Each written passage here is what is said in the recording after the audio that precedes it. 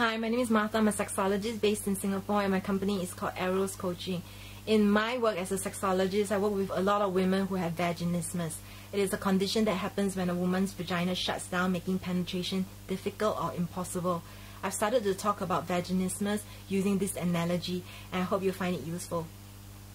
I started to use the analogy of a child who is trying to learn how to swim. You can take the child and you can throw them into the deep end of the pool and tell them swim.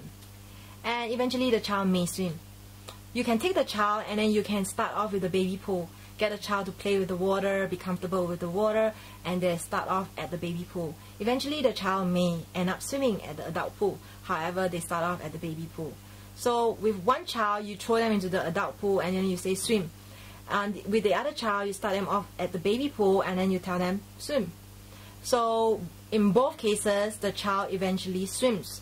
However, what is their relationship with water? Or what would be their relationship with water? With one, they probably will have fear of water. Maybe it's a functional relationship. But what about the joy of water? The joy of swimming? The joy and pleasure of having had an experience playing with water? The experience of having a relationship with water, running through their fingers, for instance, and things like that. So I use this analogy to talk a little bit about vaginismus. With my clients with vaginismus, in my experience, working with a lot of women who have primary vaginismus.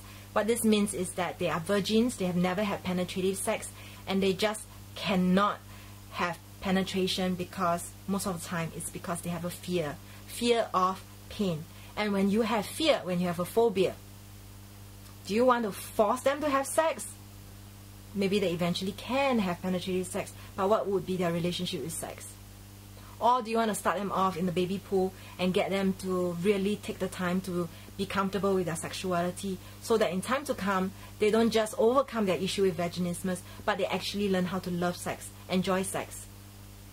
So I use this analogy to explain, because initially when I first started working with clients who have vaginismus, I was so busy trying to help them overcome this issue, and eventually they do overcome the issue, but not all of them actually learn how to enjoy, appreciate, love sex the way I do. And that's when I realized I'm not doing my clients, I'm doing them a disservice by not getting them to really fall in love with sex, to have a deep connection with their sexuality. So I hope this analogy helps you understand a little bit, instead of being so focused with the goal of overcoming vaginismus. Perhaps it's not about just overcoming vaginismus. It has to be having a better relationship with your sexuality as well. So this is Martha. I do have a 3-part free informational video series called Vaginismus Free. You can find it at www.eroscoaching.com/vaginismusfree, and the 3-part video series will actually explain to you more about my online training program called Sex Possible. In Sex Possible is 28 videos. In those videos I explain more about how to overcome vaginismus using different exercises, visualization, breathing.